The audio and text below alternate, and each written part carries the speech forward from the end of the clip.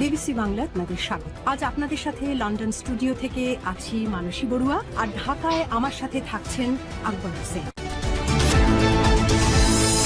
বাংলাদেশের সর্বশেষ গুরুত্বপূর্ণ আপডেট সংবাদে আপনাকে স্বাগত। শুরুতেই সংবাদ শিরোনাম, পরে বিস্তারিত।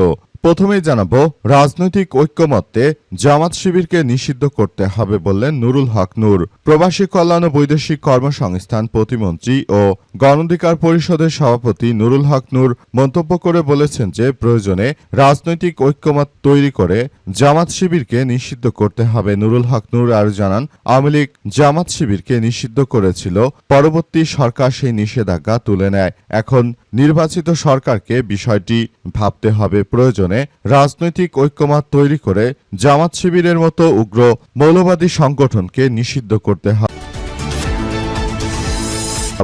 এরপর জানাবো, উৎপাদন 25 থেকে 30% কমে গেছে। গ্যাস ও বিদ্যুতের সংকটে শিল্প কারখানা থেকে লাখ লাখ মানুষকে ছাঁটাই করা হচ্ছে। বেকার হয়ে যাচ্ছে বাংলাদেশের লাখ লাখ মানুষ, আর সরকার বসে বসে আঙ্গুল চুষছে। প্রয়োজনীয় গ্যাস ও বিদ্যুৎ দিতে না পারায় বাংলাদেশের প্রতিটি ফ্যাক্টরিতে উৎপাদন ব্যাহত হচ্ছে। এমন পরিস্থিতিতে দেশের শিল্প কলকারখানায় দেখা দিয়েছে চরম অস্থিরতা। জ্বালানি সংকটে কারখানা স্বাভাবিক উৎপাদন কমে গিয়ে বর্তমান উৎপাদন 30 থেকে 40% কমে গেছে। আর এই অবস্থায় সরকার এখনো গ্যাস কিনতে পারেনি। একটা ব্যর্থ সরকার জনগণের কাঁধে ভর করেছে। এদিকে রিমান্ডে নেওয়া হচ্ছে ডনকে, খুলতে পারে রহস্যের জট। 3 দশক ধরে ঝুলে থাকা জনপ্রিয় চিত্রনায়ক সালমান শাহের মৃত্যুর রহস্য হঠাৎ করেই যেন একের পর এক নতুন দরজা খুলছে। খলনায়ক আশরাফুল হক ওরফে ডন গ্রেপ্তার হওয়ার পর জামিন না তাকে রিমান্ডে নেওয়ার প্রস্তুতি এবং মামলার তদন্ত কর্মকর্তা পরিবর্তনের ঘটনায় পুরনো এই রহস্য যোগ হয়েছে নতুন মাত্রা। নতুন করে তদন্ত কর্মকর্তা ইতিমধ্যে মামলার নথি, জবানবন্দি এবং আগের তদন্ত প্রতিবেদন পর্যালোচনা করছেন। এবারে জানাবো, চরমোনাইর নেতা বুলবুল হত্যার বিচারের দাবিতে রাজধানীতে ইসলামী যুব আন্দোলনের বিক্ষোভ। নারায়ণগঞ্জের বন্দরে ইসলামী আন্দোলন এর যুগ্ম সাধারণ সম্পাদক মোহাম্মদ মোজাহিদুল ইসলাম বুলবুল হত্যাকাণ্ডের প্রতিবাদে এবং হত্যার সঙ্গে জড়িতদের দ্রুত গ্রেপ্তার ও সুষ্ঠু তদন্ত এবং দৃষ্টান্তমূলক শাস্তির দাবিতে বিক্ষোভ করছে চরমোনাই পীরের দলের নেতাকর্মীরা। গতকাল তারা বিক্ষোভ করেছিল এবং ঢাকা চট্টগ্রাম মহাসড়ক প্রায় 2 ঘন্টা বন্ধ রাখে। এরপর আবার সেটি চালু হয়। এবং সর্বশেষ জানাবো, বাংলাদেশ ও 75 দেশের অভিবাসী ভিসা স্থগিতে ট্রাম্পের নীতি বাতিল। যুক্তরাষ্ট্রের 75টি দেশের নাগরিকদের জন্য অভিবাসী ভিসা ইস্যু স্থগিতের বিষয়ে ট্রাম্পের প্রশাসনের নীতি বাতিল করে দিয়েছে নিউ ইয়র্কের ফেডারেল আদালত। আজ রায়ে তিনি লিখেছেন, এই নীতিটি ছিল স্পষ্টই বেআইনি এবং এটিকে ফেডারেল অভিবাসন আইনের পরিপন্থী বলে মনে করে যুক্তরাষ্ট্রের আদালত। ম্যানহাটনের সাউদার্ন ডিস্ট্রিক্ট অব নিউ ইয়র্কের বিচারক জেনেট ভার্গাসের মতে এই নীতি যুক্তরাষ্ট্রের প্রচলিত অভিবাসন আইনের সঙ্গে সাংঘর্ষিক বলে জানা গেছে। প্রিয় দর্শক, এতক্ষণ শুনছিলেন সংবাদ শিরোনাম, এবারে বিস্তারিত। তবে তার আগে বন্ধুরা, অনুরোধ থাকবে এই সংবাদটিতে একটি লাইক দিন।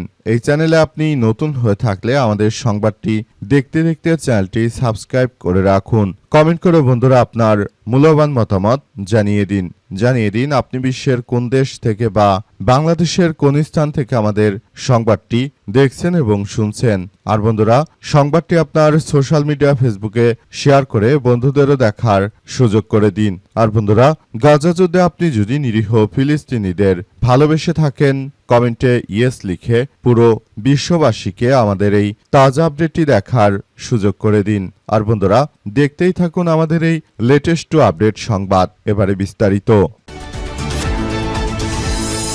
রাজনৈতিক ঐক্যমতে জামাত শিবিরকে নিষিদ্ধ করতে হবে বললেন নুরুল হক নূর। প্রবাসী কল্যাণ ও বৈদেশিক কর্মসংস্থান প্রতিমন্ত্রী এবং গণঅধিকার পরিষদের সভাপতি নুরুল হক নূর মন্তব্য করে বলেছেন যে রাজনৈতিক ঐক্যমতে আবারও জামাত শিবিরকে নিষিদ্ধ করব।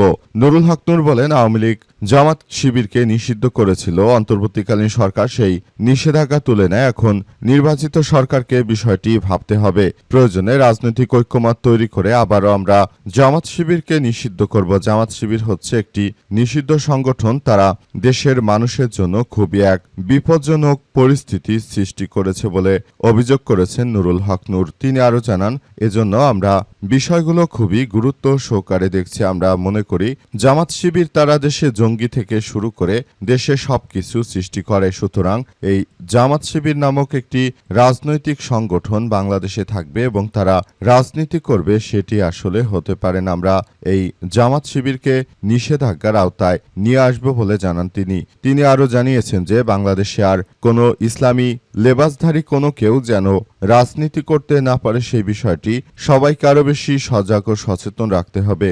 আমরা মনে করি বর্তমান সময়ে যে ধরনের কার্যক্রমে শুরু হয়েছে সেখান থেকে সবাইকে বেরিয়ে আসতে হবে জামাত শিবির, যাতে করে ভবিষ্যতে তারা আর কোনো ধরনের কথাবার্তা বলতে না পারে, সেই ব্যাপারগুলো আমাদের নিশ্চিত করতে হবে বলে জানান গণ অধিকার পরিষদের এই নেতা।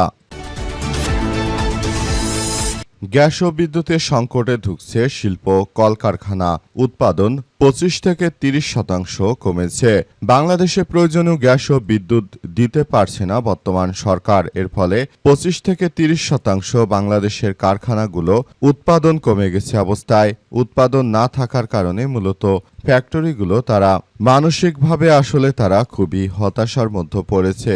দেশের প্রায় প্রতিটি প্রতিষ্ঠান থেকে কর্মীদের ছাঁটাই করে দেয়া হচ্ছে। বিএনপি সরকার মুখে বড় বড় কথা বলেছিল তারা ক্ষমতায় আসলে নাকি বাংলাদেশের এসব বিষয়গুলোকে তারা সমাধান করবে, অথচ তারা ক্ষমতা আসার পর দেখা যাচ্ছে যে বিদ্যুৎ গ্যাস দিতে না পারায় বরঞ্চ আগে যে প্রোডাকশনগুলো হতো সেখান থেকে বর্তমানে সবকিছু আরো ধ্বংসের দিকে এগিয়ে যাচ্ছে। অবস্থা চলতে থাকলে বাংলাদেশ ভবিষ্যতে মনে হয় হাতে ভিক্ষার থালা নিয়ে ঘুরতে হবে। কি এক সরকার আসলো যারা দেশের সবকিছু এখন গ্যাস কিনতে পারে না, বিদ্যুৎ দিতে পারে না, সারা দেশে শুধু লোডশেডিং আর লোডশেডিং। এমন সরকার কিন্তু আসলে আমরা এর আগে কখনোই দেখিনি। এমন সরকার বাংলাদেশের জন্য খুবই দুঃখজনক। সবকিছু বয়ে আনছে সরকার, আসলে পুরো দেশটিকে একটি ধ্বংসস্তূপে পরিণত করেছে।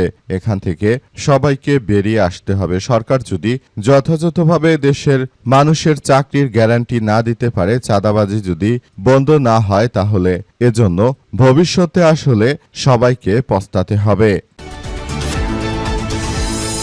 রিমান্ডে নেওয়া হচ্ছে ডনকে, খুলতে পারে মামলার রহস্যের জট। 3 দশক ধরে ঝুলে থাকা জনপ্রিয় বাংলাদেশের সবথেকে জনপ্রিয় চিত্রনায়ক সালমান শাহর মৃত্যুর রহস্যের জট খুলতে পারে। তৎকালীন সময়ে সালমান শাহর বন্ধু ছিলেন ডন। সেই ডনই বর্তমানে আটক হয়েছেন সালমান শাহ হত্যাকাণ্ডের ঘটনায়। বাংলাদেশের সরকার বর্তমানে সেই আলোচিত প্রায় আজ থেকে 30 বছর আগের এই মামলা নিয়ে সরকার কাজ করছে।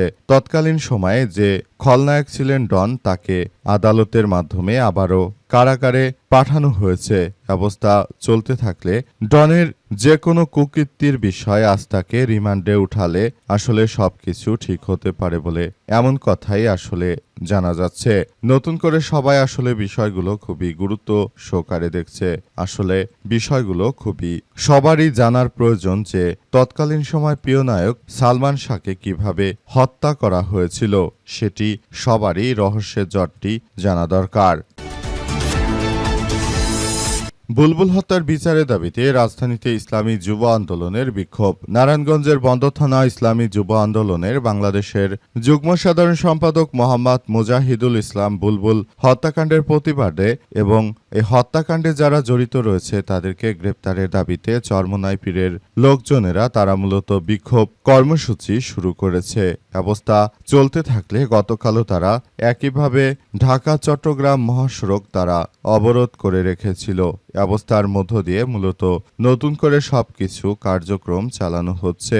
দেশে সবকিছু যে কি হতে চলেছে এটি এখন পর্যন্ত বোঝা যাচ্ছে না। বর্তমান সময়ে যেভাবে কার্যক্রম চালানো হচ্ছে, এই সরকার যেভাবে মানুষ হত্যার মতো ঘটনা তার নেতাকর্মীরা করছে, বিএনপি এখান থেকে তাদের এই নেতাকর্মীদেরকে এই চাঁদাবাজি রাহাজানি থেকে বন্ধ করতে পারছে না। কারণ তাদের একটাই কথা, সেটি হচ্ছে যদি এসব চাঁদাবাজ দুর্বৃত্তরা তারা এই বিএনপি সরকারের সঙ্গে না থাকতো তাহলে বিএনপি এতদিন আর দাঁড়াতে পারত না। আসলে এই বিএনপি সরকার মূলত তারা এমন ধরনের কার্যক্রম চালাতে চাইছে, সেটা হচ্ছে আওয়ামী দুর্বৃত্তদের মতো একইভাবে চাঁদাবাজি রাহাজানি করে তারা উক্ত বিষয়গুলো খুবই জনগণের উপর সবকিছু ভ্যাট ট্যাক্স চাপিয়ে দিয়েছে। অবস্থা আসলে চলতে থাকলে দেশের মানুষ খুবই হতাশার মধ্যে পড়ে যাবে। দেশের মানুষ মনে করে যে তারা আগের থেকে একটু ভালো অবস্থানে থাকতে চায়, কিন্তু এই সরকার আসার পর চাঁদাবাজির দৌরত্ব এতটাই বেড়ে গেছে যে খুনাখুনি মারামারি এতটাই বেড়ে গেছে যে দেশের মানুষ এখন আর তারা স্বাভাবিকভাবে ব্যবসা বাণিজ্য কোনো কিছুই করতে পারছে না। এজন্য বর্তমান সরকার আসলে খুবই হতাশার মধ্যে পড়েছে। সরকার কোনো কিছুই যথাযথভাবে করতে পারছে না, পুরোই ব্যর্থ হয়ে গেছে বর্তমানে সরকার। আসলে তারা কোনো কিছুই করতে পারছে না, সেটি পুরোপুরি তারা যে একজন ব্যর্থ সরকার সেটি আবারও প্রমাণিত হচ্ছে। কারণ এই সরকার জনগণের প্রত্যাশিত কিছুই করতে পারেনি। তারা নাকি এত কর্মসংস্থান দেবে, এটা করবে সেটা করবে, প্রকৃতপক্ষে তারা আসলে কিছুই করতে পারেনি। এগুলোই তাদের এক ধরনের বর্তমান সময়ে চাল হিসেবে দেখা হচ্ছে, কারণ তারা নিজেদের নেতাকর্মীদেরকেই রক্ষা করতে পারছে না। বিভিন্ন জায়গায় বিএনপির দুই গ্রুপের কামড়াকামড়িতে অনেকের মৃত্যুর খবরও পাওয়া যাচ্ছে।